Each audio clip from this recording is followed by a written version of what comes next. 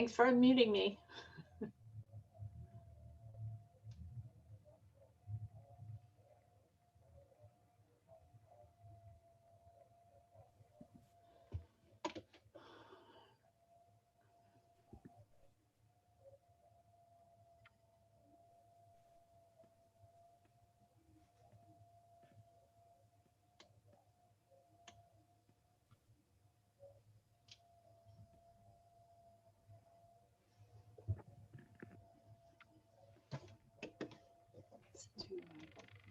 No, it's okay.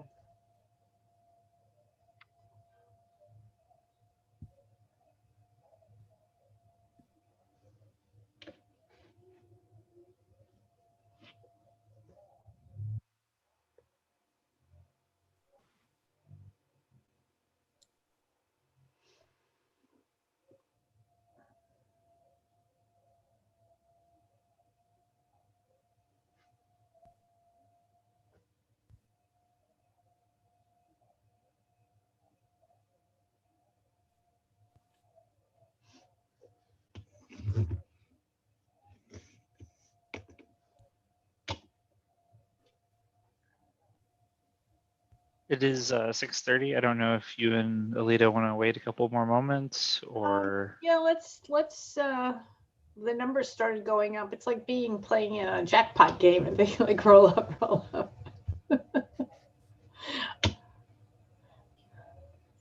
Julie, you do not look like you're in your car.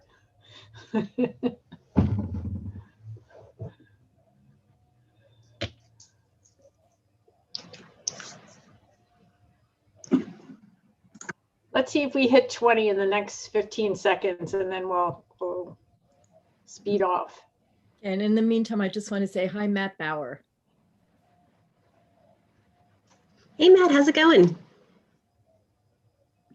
No, it's going all right. It's going all right. Thank you. No, had a big event on Saturday, which went as well as could be considering it bad weather. But no, all okay. Thank you. This is so nice. I finally get to put faces to so many names that I've been talking to over the phone over the last couple of weeks. Good, good. Oh, 2 away from our, let's see. Put us on the timer, Will. Put us on the timer. I will just tell you that it looks like everybody who is signed up on the sign-in sheet has signed in. So okay, then 18 is our lucky number tonight. So I want to welcome you. Good evening. It's Valerie Mason. I want to welcome you to the December meeting of the Small Business Committee. I guess I want to start off first with an apology because when I traded dates with another member of the community board, I did not realize that tonight was a religious holiday. So I wanted to apologize for that. But can I interrupt Valerie to say that 18 is, I think, has symbolic significance in the Jewish religion. Right. Okay, good. It's the high, right? Yeah. Yes. Okay. Or multiples of 18 and multiples. Yes, exactly. So I appreciate everyone joining in. As everyone knows, small business is a very hot issue in our community all over the country. Small businesses are struggling everywhere, and this community especially has always been interested in preserving and growing our small business. And so we didn't want to miss a meeting in December, and this was the only other date. The second thing I want to do is introduce my new co-chair, who is Alita Camp, and well known to everyone as the current president of the community board, soon to be at the end of her term. And she has graciously, I would say, very enthusiastically and volunteered to be a co-chair of this committee. She too is very interested in small business in the community and growing it. And I also wanted to say in that regard, a special thank you to our retiring co-chair, Sarah Chu, who's done an amazing job over these last years. And I know Sarah is going to participate, but due to all the balls that she has in the air, she really, as much as she didn't really want to resign and retire, she had to. So really appreciate her holding down the fort for so many years on this committee. So without further ado, I want to go to tonight's featured speaker, who is Julie Blenbaum Marcovici, and a member of our community who started an effort called Save Our Stores. And I'm not going to say anything more than that. I think it's a great idea, and I want her to talk about her own idea and what she's doing in our community. Go ahead, Julie. I'll throw it open to you. Thank you, Valerie. Well, I wanted to thank both you and Alita for having me here today for this meeting. And I know this is an issue that is near and dear to all of your hearts. I can tell you personally, I was born and raised on the Upper East Side, went to school here, went to college elsewhere and disappeared for a few years, and then made it back and have started a family here. And I know that this pandemic has, hit New York City quite hard, and small businesses as well. For me, I was here throughout the pandemic, and so we watched the evolution as it went on, from the closures and everything else. But believe it or not, when it hit home the most for me was when everything sort of started reopening, and that was after Labor Day. And in early November, I found myself driving up 3rd Avenue with my family in the car, and I was just looking to the left and looking to the right, and it just empty storefront after empty storefront. And it really broke my heart. And, one of the things that really made me think twice was, you look at the pandemic and you look how hard it's hit the community, but also the incentives it's created for us to rely on Amazon. And I know if you look at my personal credit card bill, it's literally just Amazon, Amazon, Amazon. And driving up 3rd Avenue and seeing all those empty storefronts, I had to ask myself, am I personally responsible for this in a certain way? Are people like me responsible who have, really come to rely on online purchases, especially in a time of a pandemic when we're so averse to actually going into stores? And so I said, someone's got to do something about this. And basically, what came out of it was an idea to really start an initiative to change hearts and minds around the neighborhood, and to really make people aware of not just the closures, but of the fact that we have an obligation as a community and an opportunity to really support our neighbors, especially as the holiday season and all the shopping that comes along with it begins. And so the way this idea manifested itself, we've called it Shop UES, Shop Upper East Side, Save Our Stores, is really in a couple ways. First off, I decided to put together a website, shopues.com, because me personally, I've grown up in this neighborhood. I've lived in it most of my life. And to tell you the truth, when it comes to where I might get housewares, okay, so I know the places that are sort of within a 5-block radius of me, but I'd never heard of S. Feldman Housewares on 92nd Street, and they deliver.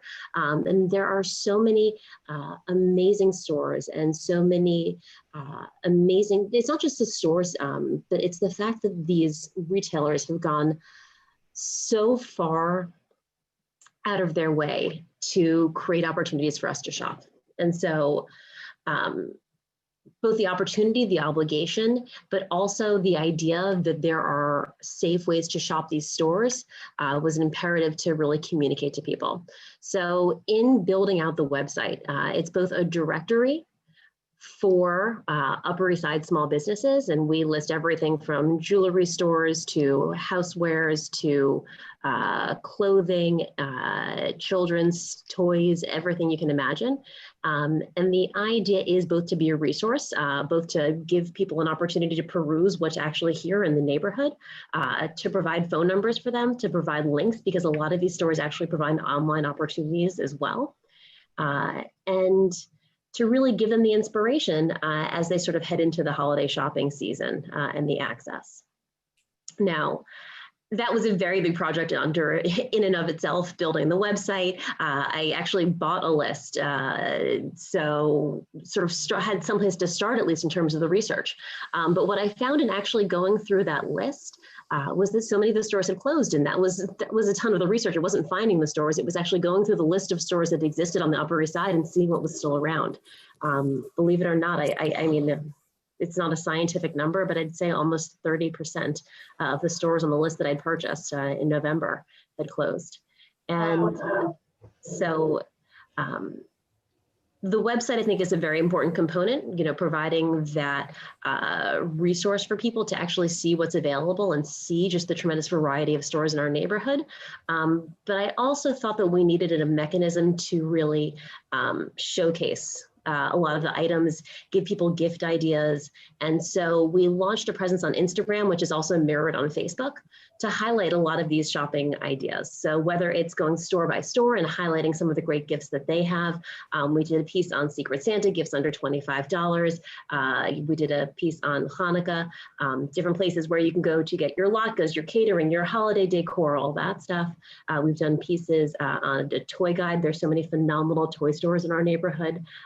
So not just a guide to where the toy stores are, but also different toy ideas suggested by these stores for different age groups. And all of that was really meant to, again, inspire our neighbors and give them ideas of holiday shopping opportunities in the neighborhood and places to actually buy their toys and also have them delivered. One of the things that I think people don't realize today is, again, how far stores have come and how they've adapted to this environment that is COVID. So many of us don't want to go into stores, especially as the transmission rate increases. So, part of the inspiration for this was a store called Promises Fulfilled. I needed a personalized gift. I called up the store and said, this is what I had in mind. The owner, Karen, picked up the phone. She was phenomenal. She said, I have some great ideas. Why don't I text you some pictures and you'll get back to me. 90 seconds later, she sent me 10 pictures. I said, I'll take number 1, number 3, number 5. I want it monogrammed with the name Ava. It was ready in 3 hours. And she asked me if I wanted curbside pickup or delivery and asked me for my credit card via text. Literally within 4 minutes, I had completed the entire transaction. The owner could not have been lovelier. And I was able to help and to support a neighborhood store. And I think people don't realize that. Similarly, Mary Arnold Toys, a phenomenal toy store that's been in the neighborhood for decades. I think it's the oldest toy store now in New York City, now that FAO Schwartz has closed. And, the people there are phenomenal and they're happy to work with you via phone, text, or anything else. So I texted Kathy at Mary Arnold Toys. I said, I'm buying toys for these 7 kids in my family, these ages, these interests. She literally sent me 40 pictures of toys. I told her all the ones that I wanted. And the next day, I have literally bags and bags of toys for every member of our family wrapped and ready to go. And so people need to know that not just online are there opportunities, but there are also store owners and staff members who are delighted to help. So we have the website. We have the social media piece, sort of pushing out different gift ideas and giving our neighbors some inspiration as well, and that's created some momentum. And then it's been a question of how we really spread the message to the community. We've done that a number of ways. We have partnered with a number of other Instagrammers on the Upper East Side. You'd be shocked how many followers people like Upper East Side Eats have. They have literally 7,000 people on the Upper East Side following all their pictures of food, and they've been phenomenal in helping to spread the word and encourage support. New York One did a piece on us, Patch did a piece. I'm talking to a reporter now from the New York Post. Synagogues, churches, schools from PS6, MS-167, Ramaz, KJ have been phenomenal, putting the information in their newsletters and their PTA pieces. On their social media sites as well. We've had some phenomenal guest curators and have a couple more coming on board to pick their favorite stores. So we've done a couple local social media celebrities, and actually Congresswoman Maloney is going to be our next guest curator.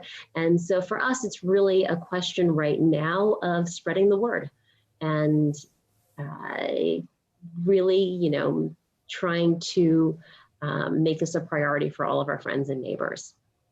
One more thing I should add is we'll see how successful this is, but we actually, I together with some high schoolers at Ramaz, have started distributing decals for stores to put on their doors or windows for the holiday season. So I know for those of us who've been in the neighborhood since the early 90s, we're sort of familiar with the Safe Haven decals. That was the inspiration for this. But to put this, Save Our Stores, shopues.com decals in their windows to really start a campaign and to really create some visibility for it as well. So that's been a key component, and we've just started distributing those and speaking to store owners too. So what I would really love to do, Valerie, and this is up to you, I would love to open it up. I would love to take suggestions, ideas, see if the committee has any sort of input. I don't have the corner on wisdom. It's been a little bit of on-the-job training, especially learning Instagram marketing. There is a true art to it. While I do believe we have really been able to crack the sort of 20s and 30s seen on social media and Instagram, I think that there's an entire generation of Upper East Siders that we haven't really broken through with. And I think that there are a lot of opportunities for partnership, and I would love to open it up to suggestions and questions to the group, if that's okay. Okay. Before we do that, I didn't know if Lindsay wanted to speak to just see how the interaction has been going with your advocacy and what's been going on. So Lindsay, do you want to introduce yourself and tell us how you came to know Julie and what's been going on? Yeah, absolutely. Hi, everybody. My name is Lindsay Pierce, and I am the owner of the Craft Studio. The Craft Studio has been around since 1994. I did not start it, but I stumbled upon it as a college student looking for another job, and I fell in love with it. And I pitched to the owner a classes program, and she said, I don't want to do this anymore. So at 21, I signed off to buy a business, and I had student loans, and it was crazy, but I'm now 36 with 3 children of my own, and the Craft Studio has been in my life since I was a teenager. And I'm so proud that it's an Upper East Side business that's still serving the community. And already it was tough to run a small business, but the pandemic has made it so difficult. So what Julie has built has been such a vital kind of emphasis and kind of a wake-up call that, like, these stores are probably not, I mean, there's 30% roughly. I'd say that there's tons more that probably won't make it. Going into this final push with the potential of further restrictions, it's really scary. And everybody's like, you're almost there. There's light at the end of the tunnel, but it's going to be a long, hard winter. And many small businesses like myself, my landlord says they're going to work with us, continue to work with us, but I don't know what that means. And it's very scary. And so I think just having the community rally behind us, because, like, as a mom, I don't want it to be barren of all these beautiful treasure trove of stores that make the Upper East Side so special. I love raising my kids in a neighborhood where they can walk into, a shoe store that's family owned, like, Little Eric, or, I love going into Feldman's. I love walking by their window and picking up our soda stream from there versus getting the refills from, a big box store. And I'm just as guilty. I have Amazon charges on my credit cards, but I think it's just a wake up call, what you've done, Julie. And it's really, I think, brought to people's attention that this isn't over, and it's going to be a long road, and it's going to be a long road of recovery after the pandemic. So it's certainly something that needs to be in everybody's forefront of their minds. And I think that the Instagram has definitely been amazing at grasping, I think, moms and parents and young, and I think you've just done an amazing job. And I think that the content is so great. I have found resources in stores and shops that I didn't even know existed, or I hadn't thought, oh yeah, why don't I buy this from this place? So from my perspective, both as a resident of the Upper East Side and a business owner, I think this program and this whole idea has definitely, I already see momentum. If you post something that I am so lucky enough to be featured in, like, for example, the local toy shops, I see that I get an order. Like so many of us, like I didn't really have an online store before this, and I quickly pivoted, and I had all these classes and camps and birthday parties and walk-in crafts that I had supplies and purchased. I just went to the toy fair and spent thousands of dollars on retail that was literally shipped to me the day it was shut down, box it, like total, like, you go from having a successful business to literally being like, oh my goodness, like, it's crazy. But so now we have an online shop. We do craft kits. We came up with our own line. So instead of sitting and doing a walk-in, you can order slippers to make at home, and it gets delivered or shipped. We have free Manhattan delivery. We do curbside as well. So I think Julie's right. It's highlighting how these businesses have adapted, and we're just as convenient as an Amazon. It might take a minute to you know, we might not all have our own apps like Amazon on our phone. It might be, you know, adding us in your phone book, and then boom, then it's just as easy. Or better yet, you subscribe for a toy a month and it's perfect. Yeah, exactly. So we've got craft kits coming every month. So my daughter is in heaven. Aw, so cute. Thank you. Thank you for letting me speak. And well, this is great. So I don't know if people have questions. Will, do we want to open up for questions and ideas? We can just make it more of a brainstorming. I don't want to ask all the questions in the beginning. People have. If I could oh, you know what? I'll wait. I see Billy Valerie has his hand raised. Just want to really quickly, we haven't gone over the sort of protocol of the meeting. So if it's anybody's first time, I see a few new faces. The way you'll participate in the conversation, you're all muted right now. If you go down to the bottom of your screen, you'll see a participants button. It'll open a box that says everybody's names. And at the bottom of that box will be a button that says raise hand. If you click the raise hand button, we'll call on you in the order that you raise your hand. So Billy Freeland has actually raised his hand right now. And if you want, we can unmute him. And if you're on the phone, it's *9 to raise your hand. Would you like to go to Billy or? Yep. Yes, please. Okay. Hi, Julie. Thank you for putting all this together. The website's terrific. I was just looking at it, and apologies because I got frozen and kind of kicked out while Lindsay was speaking. But you know, I can't say enough about how great this is, and I hope to see it grow and continue, and I hope to get involved. I just have a question that ties into something this committee has talked about in the past, which is trying to find ways to support women and minority-owned businesses in our community. Look, and I want to support all small businesses, but I think we recognize we should also try to do what we can to help MWBEs.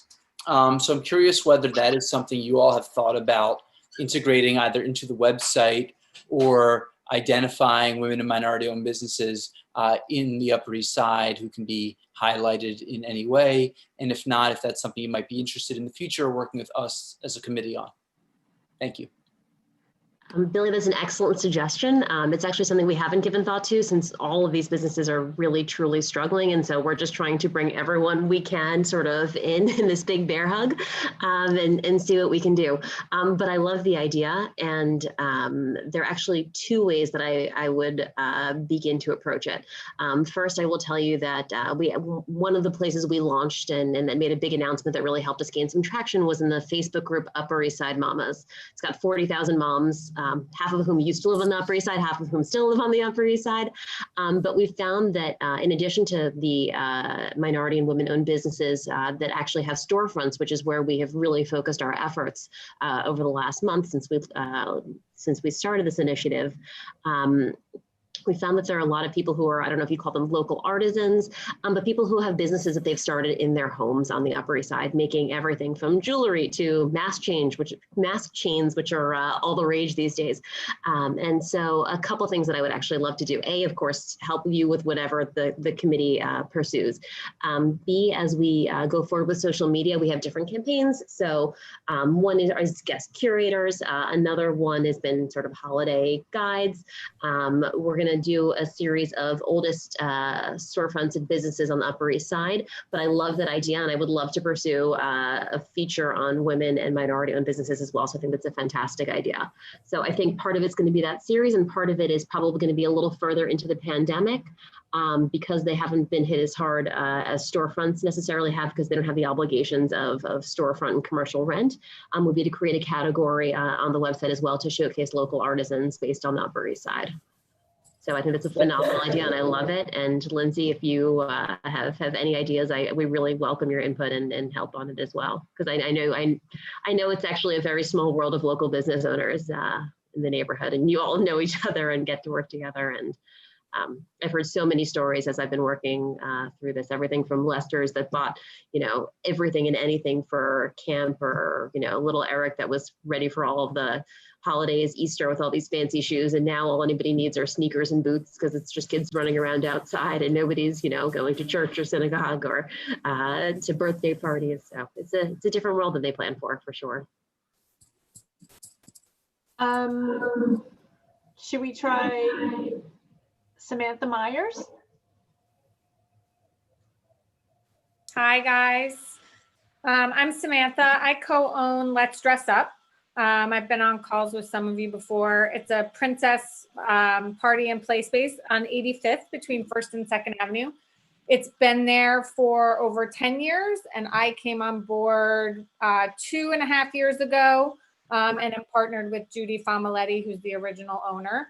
So I am happy to be here. And Julie, I think the campaign is great. I actually read about it in an East Midtown newsletter and started following you on social media. I think you had a post the other day that was like, if you order from a small business, there's an actual person doing an actual happy dance behind every order. And like, that is just factually true. And people don't really think about that. Like if someone is like, hey, can I book a private play date? I am literally like, oh my God, yes, please do. And like actually excited about it. So I think what you're doing is great. I mean, obviously there was Small Business Saturday and all of that stuff, but businesses like mine kind of, we can promote it on social media. We can like play along with the Amex big, huge game across the country, but like we get lost in the shuffle of that. So having something super localized to actual storefronts in the actual place that we live and work is so much more meaningful to us. Because I don't need followers in California. I need someone that actually wants to bring their kid in to dress up like a princess and have tea. So what you're doing is much more meaningful to me. And I'm a mom as well. So all of those circles of, just kind of being more aware of it. Listen, we do what's easy. It's been hard to be a mom and to be a business owner. So Amazon is your friend for sure and comes through in the clutch. But we don't want to be forgotten in the kind of daily chaos that goes on. So I think other Instagram accounts or other people kind of tagging and highlighting goes a long way to me just blasting my customers for the 800th time. So I really appreciate it. I think the women angle is always interesting, but I think first and foremost, keeping it storefronts is important. Maybe you could have like a little asterisk or a little like W by something eventually that would just kind of add to it being women owned. I know some other like the Stacy's Rise, Stacy's Pita Chips, they had just done a huge push about a female founder directory, not specific to New York, obviously. But I think, maybe just adding some kind of marker would be nice, or just dedicating a special social post that says, hey, in addition to all the great businesses we've already mentioned, did you know these are mom owned or women owned or, something like that. But I think at this point, small businesses will take all the help and all the extra posts we can get. So I really appreciate it. Okay, and Samantha, so you touched on Samantha, something. in that vein, why don't you say the name of your business again and where you're located and what your where your address is on the web. It's called Let's Dress Up. It's on East 85th between 1st and 2nd, and it is a princess themed play and party space for kids age like 3 to 7. Great. And Samantha, I think you touched on something that's important, and I think that it's part of the obligation that I have as well, and that I mentioned to you in our email exchange, is that, and I think that we saw this with Lindsay's business as well. Part of what we're doing is just re-educating people on the COVID-friendly access to the stores and sort of direct retail that they're accustomed to. So if it's buying a bracelet or a sweater, you don't have to go into the store. You can go online, or you can arrange for curbside pickup. You can text. You can go on FaceTime. They're staff in the stores are helpful to come up with any way they can to communicate with you and to place that order, and they'll do their best. What I experienced with Lindsay in the craft studio very early on, and that led to our conversation also, is this shift. With the craft studio, for me, I've been there with my daughter for play dates. I've brought my niece for play dates, for birthday parties. I've brought my niece there. And so I'm accustomed to going into the store and doing an activity. Same thing with Let's Dress Up. When you find yourself in the midst of COVID where, there's so many restrictions in place, normally I would think, oh, craft studio, not a thing anymore. We can't go there. And so sort of re-educating the consumer to what these stores are actually offering and how they've adapted and what, services and activities they offer, to keep your kids busy while they're at home, and while you're trying to get your work done and they're running around somewhere. And so that's a big part of the conversation too, and something that we have to really find a way to address better, both in our marketing on social media and on the website. Well, and I think too, it's like, it has to hit someone at the moment that they need that thing, right? Mm-hmm. So I could have put it in my mailer 100 times over that we do privates. You can come in by yourself and dress like a princess. If you have 2 daughters, bring them in. We'll mm-hmm. shut down the whole place. We'll clean it before you get there.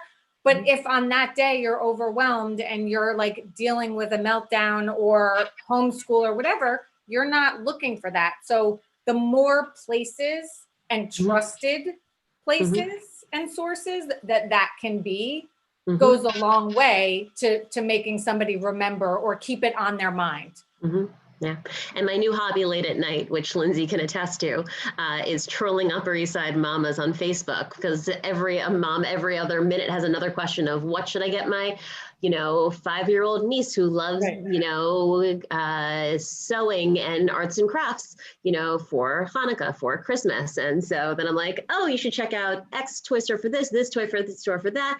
Lindsay, link to right. Lindsay Pierce for the craft studio. And so, sort of making those connections. And that Facebook group is not for the faint of heart, let me tell you. Oh my goodness. Okay, that's great.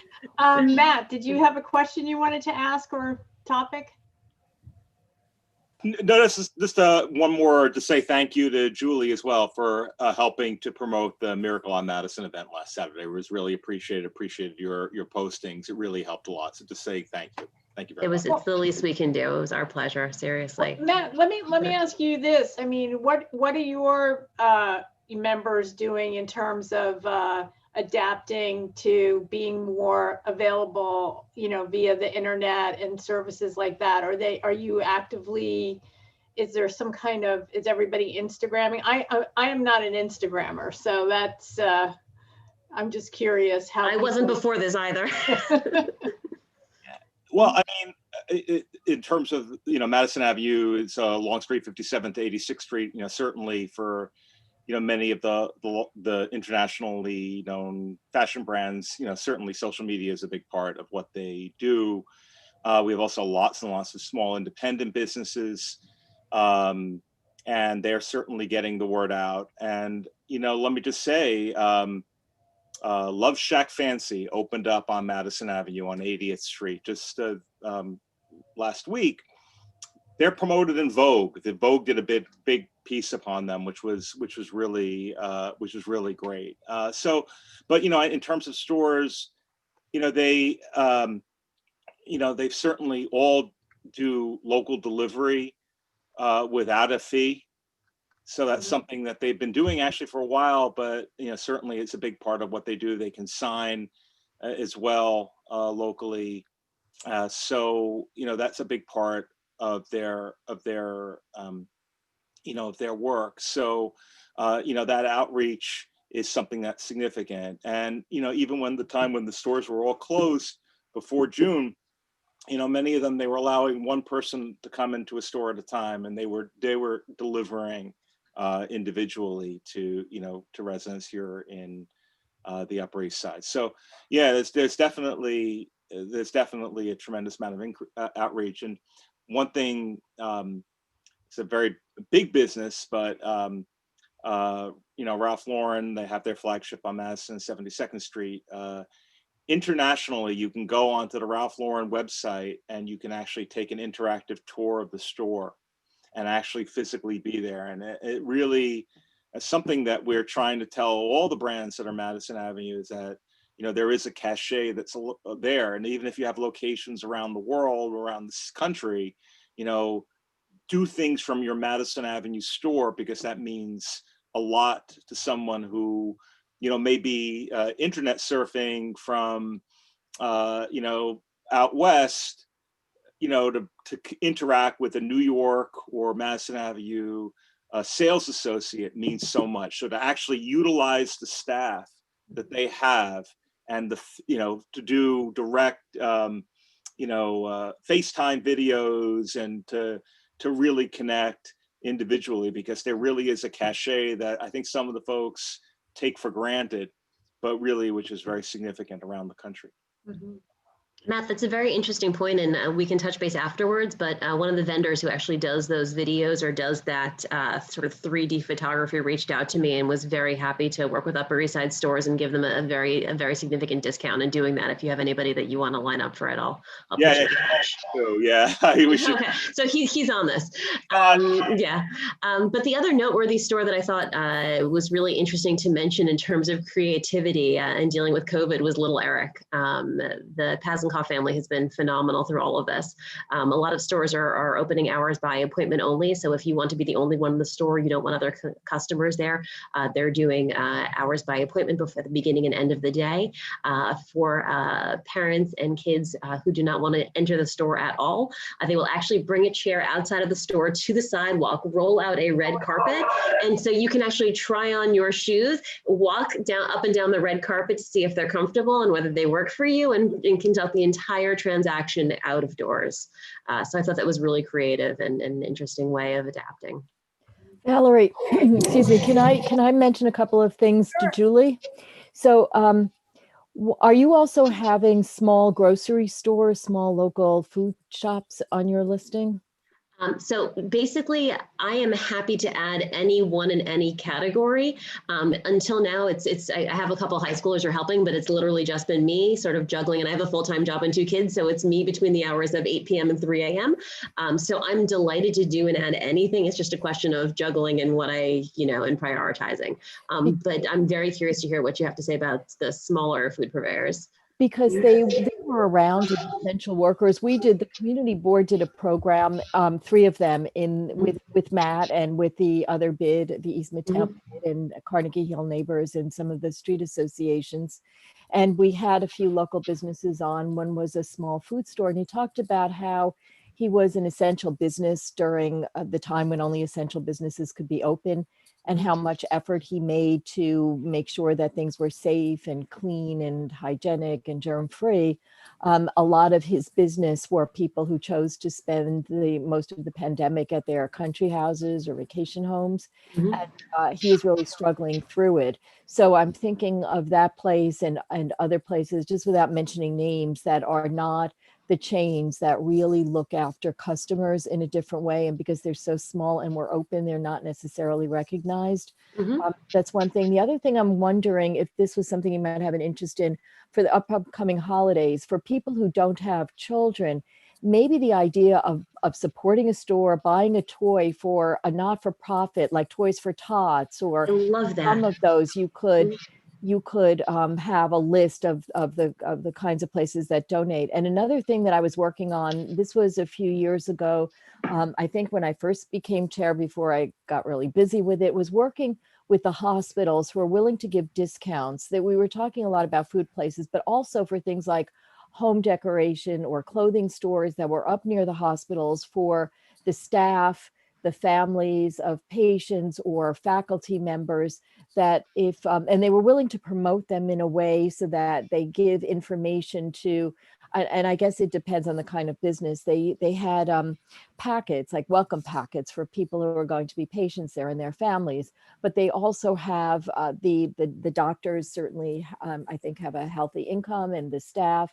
And so the idea of providing a discount for places in the neighborhood and promoting them would work for the hospital, because staff would have an easy place, and it would and they want to be good neighbors. They expressed that they wanted to, I mean, this is obviously way before COVID, good in the community. So the idea of interacting between the businesses and the hospital, it's kind of a built market, and also it provides a benefit to the stores and to the people shopping there. I just didn't, it was just me, and I didn't have the manpower on my own 2 feet to go around from storefront to storefront, but I did go into a number of them on Lexington and Third, and they were very interested in participating in that program. So something like that might be worth working on. Absolutely. Those are all amazing ideas. I will tell you, the idea of doing a toy drive and finding a recipient, but then sort of spreading out those toy purchases at our local toy stores, I think would be phenomenal. And I love that idea, even if it's just, financial contributions to the effort for toys to be purchased from our local stores. So I love that idea. Also, in terms of local food purveyors, one of the things that I did for Thanksgiving was provide a list of Thanksgiving catering catering services. So everything from the Butterfields, Agata and Valentina, all of, a long list of local businesses providing catering. We did that for Hanukkah. We'll do it again for Christmas as well. Also sort of some smaller food purveyors that provide specialty items, whether it's Greenberg's or, bakeries and different holiday items. So hopefully we'll be able to at least scoop up some of those smaller food purveyors in that project. Great.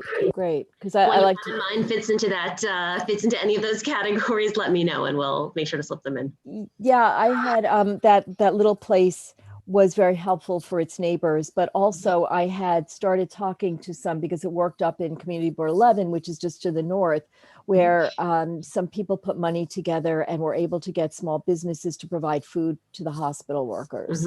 And so that was something that I was also working on. And the smaller businesses, I know I had talked to Yura, and the woman who owns Yura was very happy to try and get involved in delivering food to Mount Sinai. By that time, though, the numbers had really dropped, and they had, I think, enough food to feed an army, as the saying goes. So it was hard to find a hospital that coordinated with the food, but I'm sure that now, as numbers are ratcheting up, or just opportunities for people who want to do some good and help small businesses at the same time. So thank you for listening. Thank you.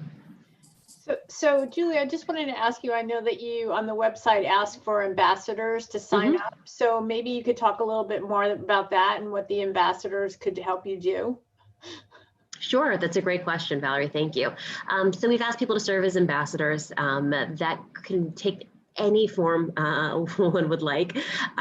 So there are a number of things we ask our ambassadors to do. And again, it's a pick and choose, do one.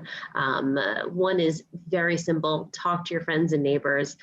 Tell them you have no idea how easy it was. I just bought all my toys at Mary Arnold. I called them up. I had a 5-minute conversation. They, did all this stuff, took my credit card, and poof, they were at my door, a big bag of wrapped toys. Just telling your friends about that experience. I mean, I now have Kathy from Mary Arnold and Judy, the owner there, in my phone. And literally I have sent their contact info to a dozen different friends who've now ordered all their toys from Mary Arnold. So, that word of mouth is the easiest and really important. Secondly, we encourage people to help spread the word on social media. So whether you're on Facebook or on Instagram, encouraging both your friends and family to help our local businesses that are struggling in the pandemic. Also asking them to follow us on Instagram and Facebook is helpful. Again, they'll get that inspiration and everything else. Sharing the website, shopues.com. Which I'm actually happy to show you if we have a second to do that. Beyond that, we're reaching out to your local institutions, clubs, any affiliation that you have, any organization that you're affiliated with or have access to that puts out any sort of weekly newsletter or email, etc. We've had, again, PTA, synagogue, churches, schools, putting out just a quick blurb with, our logo, the website, our stores are struggling in the pandemic. As you go about your holiday, gift purchasing, please remember our small businesses and do your best to shop local. So those constant reminders, I talk to my friends and I've sort of pitched this to a bunch of them. And they're like, no, I've seen it everywhere. I saw the logo, I saw this, it keeps popping up in my newsfeed. And so this idea that people are getting that constant reminder really makes a difference. So I would point to those three things as being the most important in helping us get out the word. Valerie, you're so gracious. I know even the CB8, I know the community board has even a listserv. So, an email to them goes a long way as well. Okay. Lindsay, I was actually going to come back to you because you Oh, didn't yeah. give the location of your store or anything, Oh, but I yeah. didn't know if anything else you wanted to say. Oh, yes. I was just chiming on to say, Samantha, my daughters loved Let's Dress Up. I have 2 daughters, so we love that. And I'm so happy to know that you're doing private play dates. I'll share that with them. Number 2, I'm so sorry that I have to run. We have an adult craft night where we've shipped craft supplies. I thought it started at 8, Julie, but it starts at 7:30. So I'm so sorry I have to run No, please do. and get my art supplies ready. But the craft studio is on 3rd Ave and it's between 92nd and 93rd. And our website is craftstudionyc.com. And I just want to thank all of you because honestly, without the support, I think that we would be closed a long time ago. In all seriousness, I know. And Samantha, the experiential side of it too is very difficult because, you know, no one is doing it, that sort of thing. But we thank you so much. And Julie, you are incredible. And I'm so honored to have been able to be a part of this. And I'm sorry to have to leave early. No, please do. Good luck. Thank you so much, everybody. It's so great. You're the best, chatting. Lindsay. Thanks. For anybody who hasn't done one of these in-home craft parties, they're really super fun. And the first time I did it, I thought it was like, this was going to be the worst experience of my life. Got invited to a cocktail painting party, and they shipped all the things to your house, and actually you're on like a Zoom and you're doing the crafts. So now that I know that there's a local company in the neighborhood that can do it, it's really super fun. So if you're looking for something to do to get together with your friends who you can't see, it's a really fabulous way to do it. And you know, you make your own mess and people can't really see it. So it's all good. It's all good. Okay. I don't know if we have any more questions for Julie. Is it all right if I show them the website really quickly? I just want to familiarize everyone with it for 20 seconds. Can we put that up? Yeah, you can share your screen. There we go. Okay, here we go. So this is the website, really simple. Our UES retailers need you to save our stores, commit to safely support our neighborhood stores this holiday season. If you are trying to track us down on either Instagram or Facebook, you can click either of these 2 little icons here. What you'll see here is just a reminder of all the opportunities for shopping, different ways to do it. And then you'll have, a section for toys, books, jewelry, home decor, clothing. Museum shops have phenomenal holiday shopping. And we thought that was a great way to support our local institutions that may be closed right now. Up to 25% of their revenue comes from their gift shops. Activities, holidays, florists, catering, etc. And then this is sort of what our Instagram looks like. Hanukkah guide, different guest curators, some beautiful holiday decorations, and different stores that we're featuring. So you can click through there as well. And then you'll just see as you go to any of the individual pages, you'll see a list of each of the individual stores in that category, which you can scroll through. Each of these are links, so you can go to their website. And then you'll see a map as well. So if you say I live on 69th Street, what's the closest toy store to me? Well, that's right here. That's Modern State. So Great. That's helpful. Hopefully it's a helpful resource for the neighborhood for the season. Well, it's truly inspiring to know that we have such motivated and caring people on the Upper East Side, and they're not all on the community board, they're everywhere. So that's even more inspiring.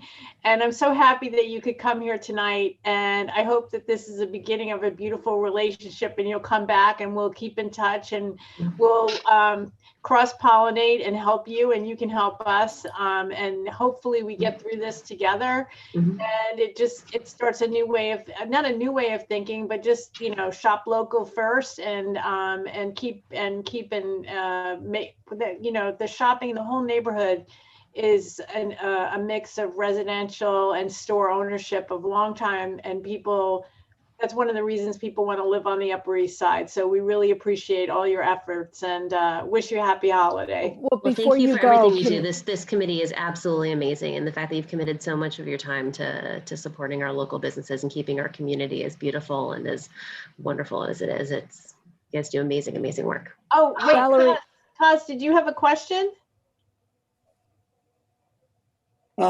Yeah, I do. With the city or state wanting to impose a $3 delivery fee on any item, non-food item, but rather than the funds go to the bottomless pit, could they somehow go to help the small stores advertise or promoting the advertising in the city, or somehow go to help them rather than a bottomless pit? That's a great point. I wonder if the Manhattan Chamber of Commerce could lobby or do something to make that work, because that's a real impediment, it seems, to these businesses. And I don't understand. Oh.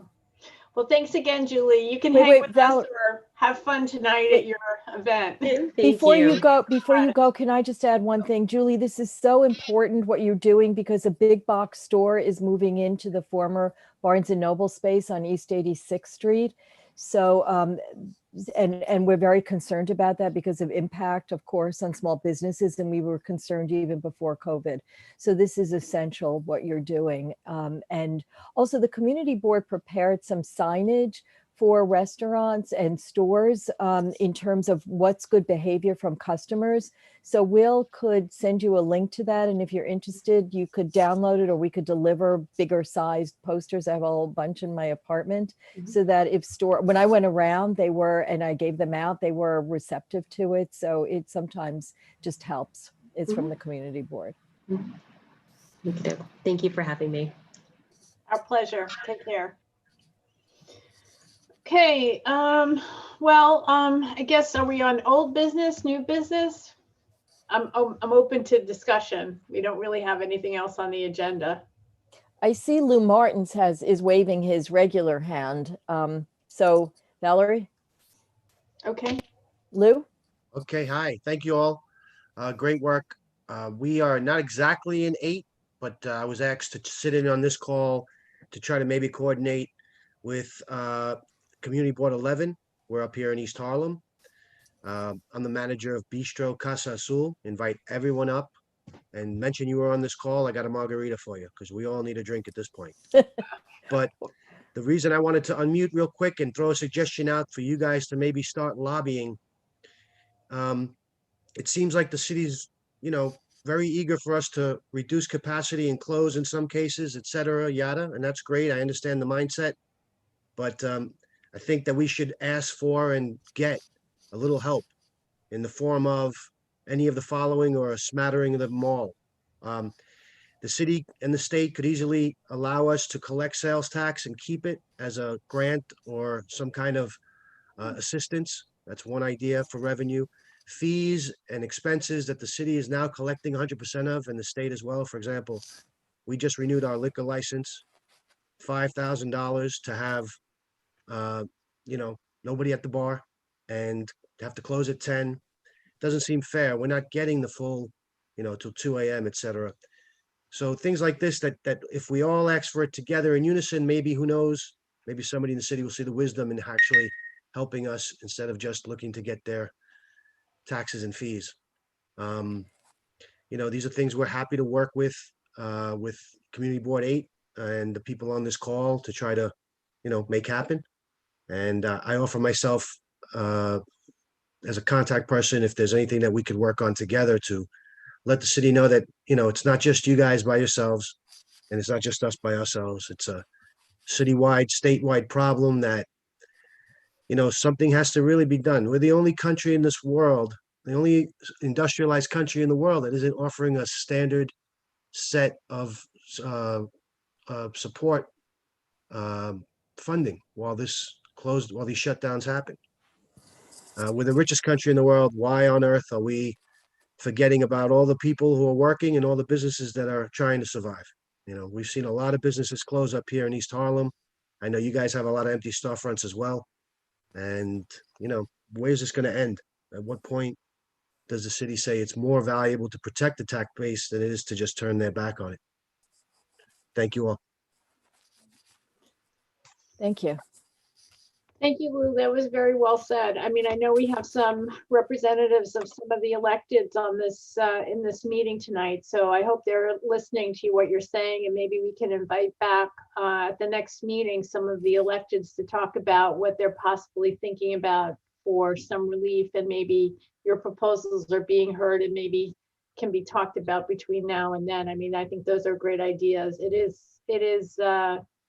is disheartening at this point in time that there really is an effective relief program for small business in the United States. Zero. I mean, the PPE, the PPP and all that stuff flew right by us. A few people they sent us, I'm pretty sure they sent us $3,000. I still don't have anyone to tell me what it was, what the terms are. And $3,000, you know, it's almost a joke. It's almost a joke, but thank you all. Again, I make myself available. Is there a chat I can put my info on? Yes, Yes. please do. And we'll keep it at the board office, and be in touch. I know Nilsa well, and it's good when neighbors can work together.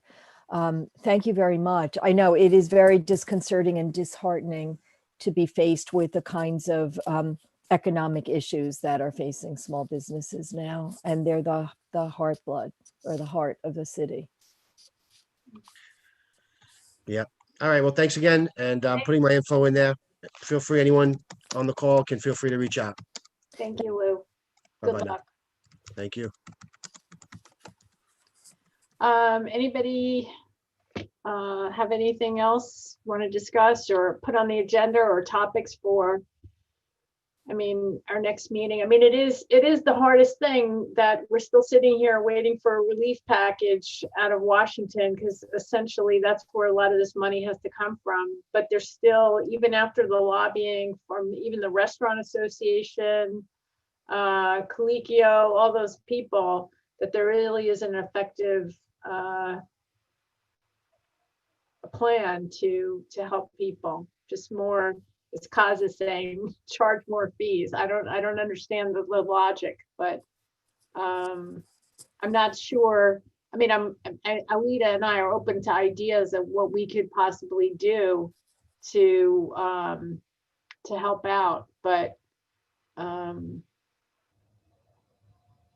like I said, maybe we'll invite some of the electeds to come to the next meeting and see if they can talk about what's being discussed at either the city and or state level to sort of jumpstart a recovery, and hopefully in view of a vaccine that's going to be out there soon.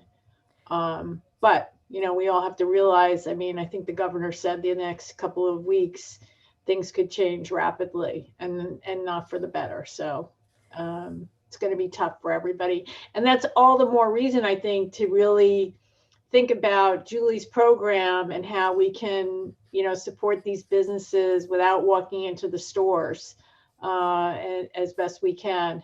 And that goes to even with the restaurants, trying to order direct without going through a service that takes more money off the top. Try to find, when you're looking on the internet, try to find the actual number of the store, not the service number, if you're going to call and make an order, so they can get the full.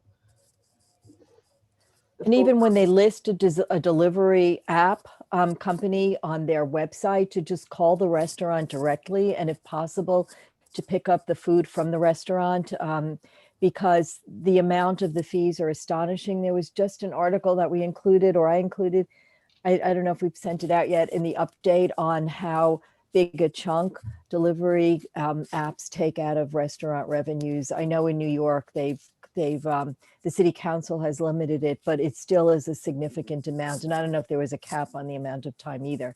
And if they shut down indoor dining and consider some of the outdoor structures to be like indoor dining, so those are shut as well, it becomes even more essential to help restaurants by ordering in or getting takeout and then going directly to the restaurant.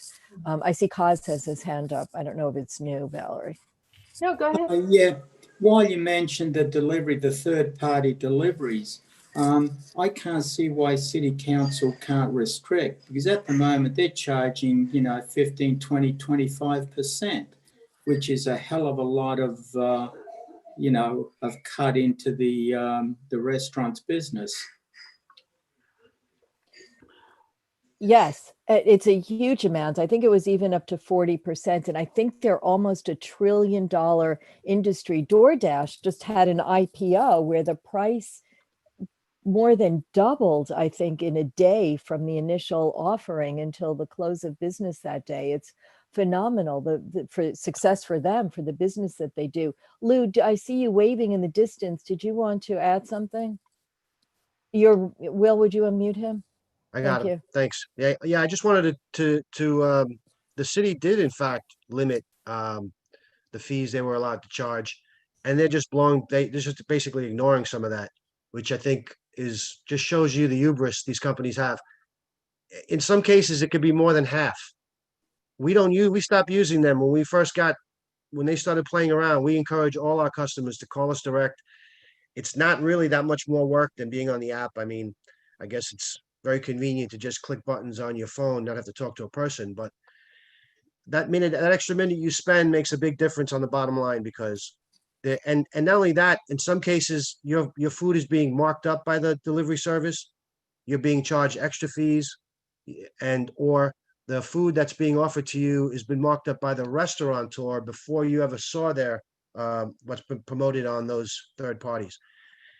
It's a simple disintermediation of a greedy middleman. And like you said, all that money leaves this state, leaves our economy, and goes to Mountain View, California, or the northern part of California, creating concentrations of wealth that do not benefit New York City or New York State or any of us in any way, unless you happen to be a shareholder in one of those companies.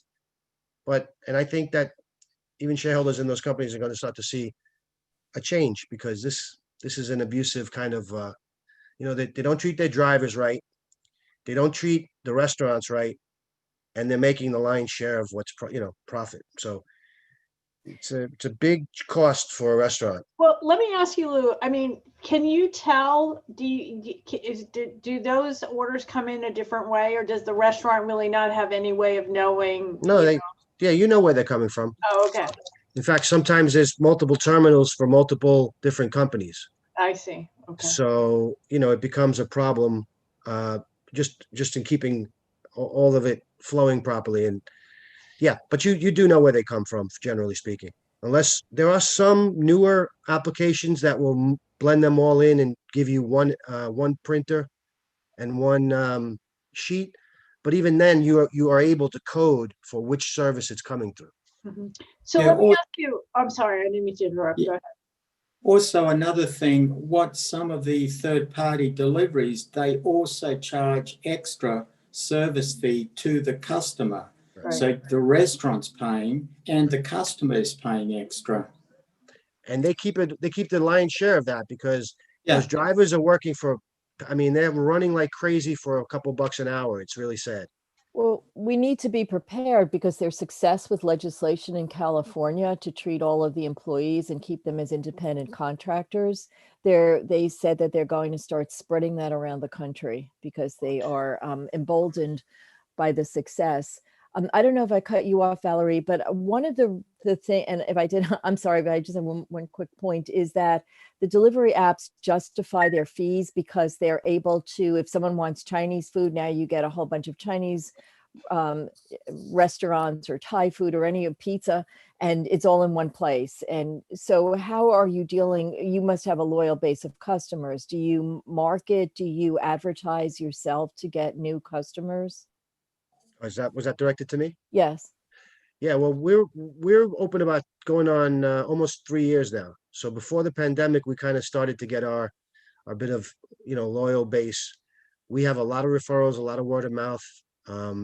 We started to do some advertising with Yelp when we first opened, but Yelp and Google both, and we found similar attitudes as the delivery companies. For example, we had Yelp charging us it was sold to me, I agreed to it, at $1 a call directly from their website. When someone saw us, they could push a button, call us directly.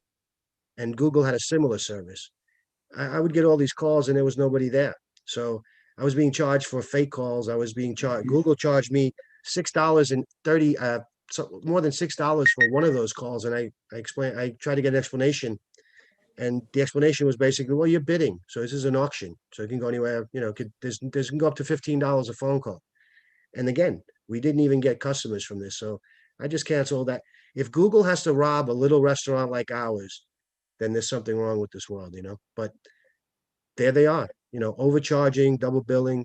I saw a breakdown from one of a merchant in this neighborhood, $1,300 of food delivered through Grubhub, and they ended up netting something like $450.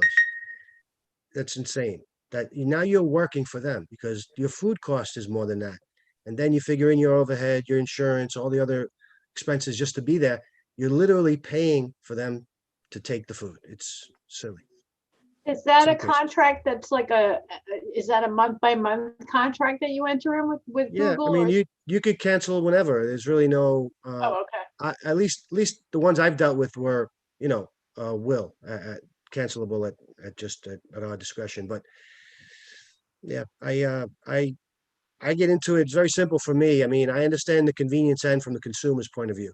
As far as the businesses go, I understand they put your name out there in certain circumstances, but I can't see paying someone to paying them a profit to lose money to have people come and eat my food. It's so No, and I have one to of get my going. I've got to run off the call. Thank you all Okay. very much. Come on up to East Harlem. It's a beautiful place. Don't be afraid. And we're here to work with you guys however we can. Okay. I really appreciate it. Thanks for dropping by. thank you. Have a thank you, good guys. holiday. You as well. Good luck. Thank you. This is like these services are, all I can say is from my point of view, we discovered them when we started doing the bike surveys. And that when we were having trouble with delivery people, none of them were being employed by the actual local restaurants, that more than 40 to 50% of them are employed by the servicers. So, they don't even have any control of whether they're coming up and down the street or going the wrong way up the bike lane, because they don't even know these guys. They just come in and pick up the food and they never see them again. And the other thing is, these service companies they're abusive to these people who are doing the deliveries. I mean, they have nowhere to go. You see them, they're parked on the benches or they're parked in, the public plazas because they're waiting for the next call. So it's a completely, he's right. There's just really making money off the middleman for no, it's out of hand. And they're not really taxed. I mean, I was just going to ask him, I forgot, to Kaz's point, who would pay that $3? Would it be, I think that's applies to food too. So who would be paying that? No, it doesn't apply to food. It doesn't. No? It Okay. only, it's only other things. They're trying to get to the non-local deliveries. I see. Like, what do you mean caused by non-local deliveries? Well, for local deliveries, you normally would pick up. Food deliveries are excluded. Essentials are excluded. Medicine. It depends on the bill, how it's written, and how it's going to be enforced. Any online, which that's what they're going to be taxing. I think it's $3 a delivery. From online orders. Yep. Excluding essentials and food. And that's probably included pre the sale tax. I don't know. Yeah, I bet it is, because that's the same thing with the bag. It gets included and then they charge you the tax on the bag. Anyway. But Lou had a good point as far as sales tax and any other thing and liquor license renewal, that the state could really help small businesses. It could, if it had the equivalent of a think tank of consumers and of the businesses and was creative, it could help small businesses. But I'm not sure that it thinks that way. And taxes and fees are what they charge. But I think, Valerie, as you pointed out so many times at the taxis, that fee, that automatic service charge below 96th Street is certainly an obstacle to my taking a taxi. And the same thing with delivery fees. I wonder if people are just going to reach for local stores or call Amazon, go online and click on Amazon because you're not paying any of that stuff. And it sometimes feels like the government works for the big companies and not the ones that really matter to the jurisdiction. Well, was that a governor proposal, Cause? I didn't see it. I'm not sure. Will would have a better It's a New York understanding. Assembly proposed legislation by Brooklyn Assembly member Robert Carroll. I can put a Gothamist article on the chat for everybody. Yeah, I think it was more with all the boxes that are being and sanitation picking up a hell of a lot more boxes and papers and stuff like this, double parking and all the delivery trucks double parking, and that's where it all comes from. I think maybe sanitation had something to do with it too.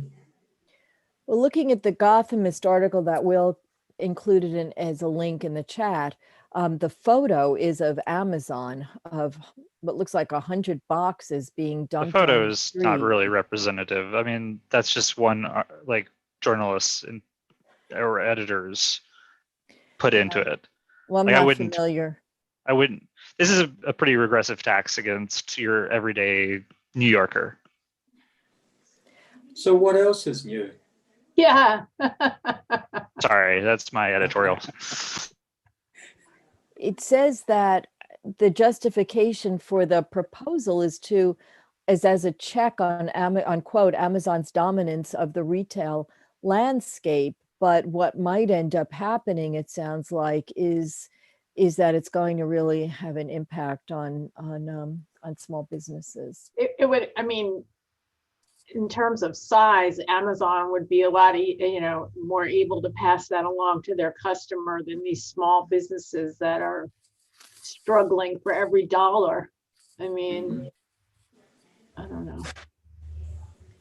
All right. Well, on that happy note, does anybody have anything additional, or, I mean, I guess we're looking for topics for, the next couple of months. Is there anything that anybody wants us to explore or bring in? I actually want to thank Gail Barron for alerting us to Julie, and we were able to get her to come in quickly.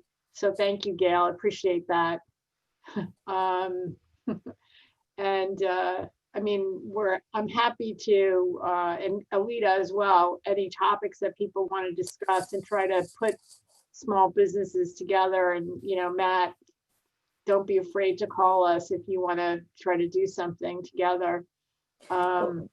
Valerie, one of the things I had wanted to do in the fall, but just kind of have run out of time, but we could do it through the committee, is a program on attracting and retaining small businesses. If there are any synergies on the Upper East Side, or any particular reasons that businesses would want to be on the Upper East Side, and to try and explore that somehow. And I know that the Madison Avenue bid, Carnegie Hill Neighbors, the usual suspects, as we did in the other ones, the East Midtown Partnership and the street associations have been interested in working on that too. So maybe that's something we could explore for the future.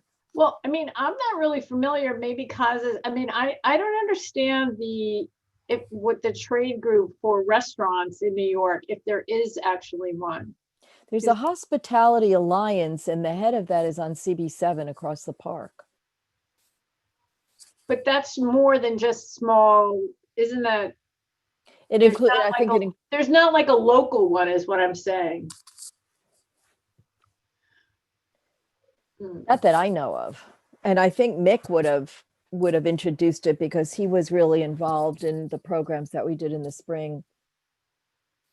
Yeah, I just don't. You have a few hands that came up. I don't know if you want to. Yeah, Sarah, sure. Michelle, and Cause. Yeah, go in that order is fine. Sarah, I was just gonna say I haven't been on one of these in a while, but I was on several Wendy. What was hitting the fan, and found them very helpful. Mick was on a couple of those as well, and he introduced me to his girlfriend or fiance. And so she and I had kind of collaborated and tried to do some things together because she has a literacy business and I work with young kids. But I think sometimes it's a little bit isolating, and I've kind of reached out to other small businesses that I know or that I've been to with my daughter or that serve a like demographic. But I think networking or sharing ideas or any way, even maybe working now that Julie's kind of creating a list of sorts, I think any way to kind of put people in touch with each other, whether it's that they happen to be on a call like this. I've been into the craft studio many times, but I had not ever met Lindsay. And we serve a very similar demographic. So it might be useful if there's any way, you know, power in numbers and collaborating and ideas and all of that stuff, that if the more people that are out talking about each other, the better. And the more personal relationships, the better, which kind of goes to what you were saying about, you know, make it desirable to be a small business on the Upper East Side. A sense of community is really important to that. And knowing the people behind the businesses that you spend money at or that you really like. So I think any way that you guys think of as you're having these conversations with all different pieces. I mean, I read your newsletter and all of that stuff, but any way that you think of kind of connecting the dots or putting people in touch with each other, or I don't know, anything along those lines that kind of comes to mind. I think there are people that are too busy and too stressed out at the moment, but there are also people like me and probably Lindsay and probably, you know, many other people that are kind of desperate to say, oh, we could do something together. Oh, we could cross promote. Oh, you'll send to your list and say that you're a customer. Oh, come into my business or buy this at my business. And the more small businesses doing that to each other, the better.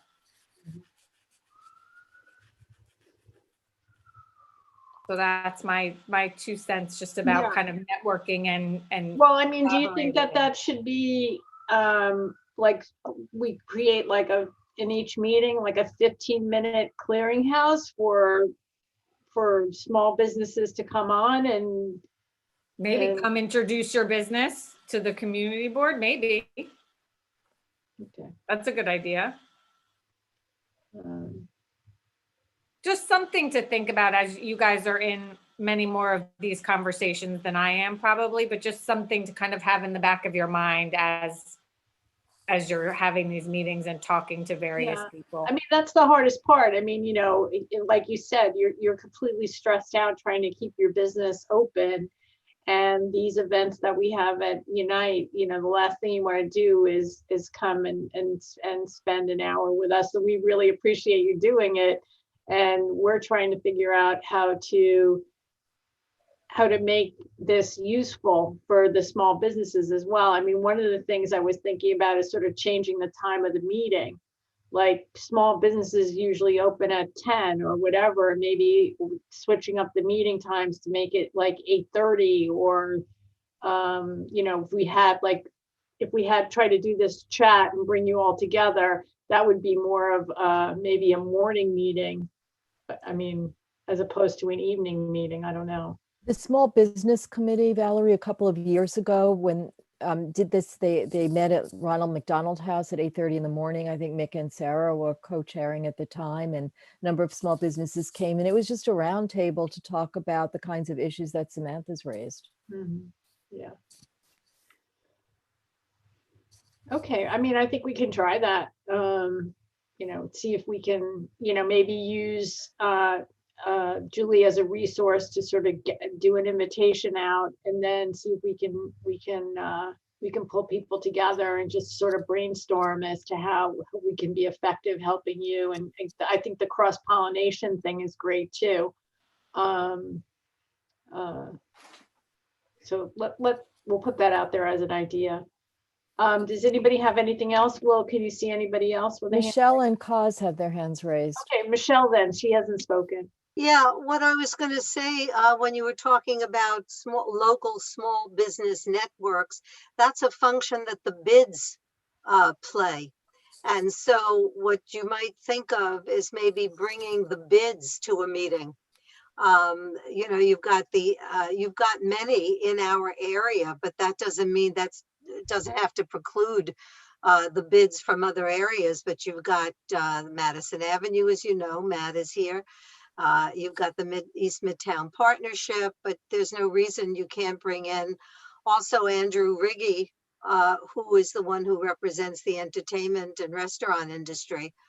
But there are many, I'm sure, you know, the adjoining community boards have bids, and all of the boards around Central Park have bids. And to the extent that those businesses may or may not deliver, you know, to the east side from the west side, or the west side to the east side, or whatever. But if you're looking to make contact with local representation, I think the bids and the block associations would be a good idea to bring them into a meeting. I don't know how an early morning 8:30 meeting would be for businesses. That's for them to really decide. These days, I don't think the kinds of, aside from the restaurants, I don't think the kinds of local businesses we're talking about necessarily can't make a meeting at, say, 7 o'clock at night, but that's up to you. I'm being mindful of keeping it within the community board calendar, you know, so that it makes sense, so that community board members, because these are open meetings for us, you know, the community board has some rules and regulations, so I don't know how that would play out. Well, But I do know that they did have, this committee had some meetings early in the day for a while. So, I mean, yeah, so we can see. well, I mean, you can explore that, but I'm just saying the block associations and the bids are your most local representatives of local business. And she was terrific tonight, Julie. I never heard of that website. I'm glad I heard about it. Her presentation was fabulous. Her hard work, very much appreciated. And the website looks very inviting and terrific. So good for her for able to pull all that together. All right. Okay, so So anybody? we still have Samantha Myers Oh, and I'm sorry. Kaz have their hands raised. I think Alita mentioned the hospitality group. That's Bookman, the SLA lawyer that normally comes to Street Life. You could also classify as small businesses as the hospitality. May pay to get in touch with him and see what, you know, I know I've been to many meetings that they've been at. They explain a lot of things, so they could be good to have also. Yeah. I just think that some of it is just us being able to get people to come in to encourage, that would make the small businesses join the meeting. I mean, a lot of the information is good. I'm just not sure that they see us as a resource for that. So that's what I'm trying to do. No, Gail? Oh, sorry. I was just going to say that maybe if there are new or a reversion to the rules that we had in the spring that could be confusing or detailed for small businesses, that having someone like the Hospitality Alliance or other people with an expertise come in could bring in small businesses who might be craving the information. So I guess you called on Gail, and Samantha has her hand raised as well. Actually, in the past, the Hospitality Alliance has come to one of the small business meetings, and I think that they are very helpful. They have a very large network. Also, having run a bid, I can tell you that morning meetings usually work the best for small business owners before they open their stores. And whenever we had breakfast meetings, we got a much larger turnout. So I think that even though most of the community board meetings are at night, particularly under COVID scenarios where people are working from home and they don't have to spend an hour getting to or from, I think we'd be more successful in getting a more robust representation. There's also the New York City Bid Association, which is the association of all the business improvement districts in the city. And they're broken down by borough, by neighborhood. Certainly Matt or Rob Burns could be helpful in that sense. And where I would think that inviting some of the bid managers would be useful is for best practices, because they're all putting together different types of programs to deal with their local businesses. So if we found out 2 or 3 different possible approaches that would be helpful to our small businesses, then I would certainly recommend that we do that. Great. That's it. And Who's left? Samantha Myers. I just wanted to add one more thing. And I may not be the norm because I can be a little, I don't know. During all of this, I just wanted more resources, but I will say that you guys have been a better resource than a lot of other places. I would also say that neighborhood associations are slippery sorts that sometimes respond and sometimes don't.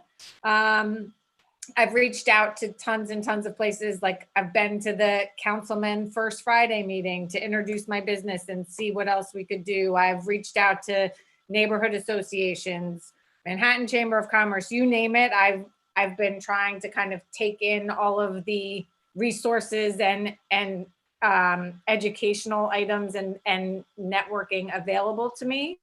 And I think you guys have far and away done the best job of kind of aggregating information when it was totally insane and putting resources together. So I do think that everyone may not know it, but you probably are best positioned for some of these things, or to know who's active in what industry or who's active in what neighborhood and kind of the dynamic players of it. The Chamber of Commerce has been pretty good with some resources, but you know, it can feel a little bit overwhelming to not know, you know, this cuts off at this district. East Midtown is great, but you know, the East 86th Street one, when I'm on 85th Street, I couldn't get someone, if I paid $1 million, I couldn't get someone to answer an email. So it feels very hit or miss. So you guys have more insight than the general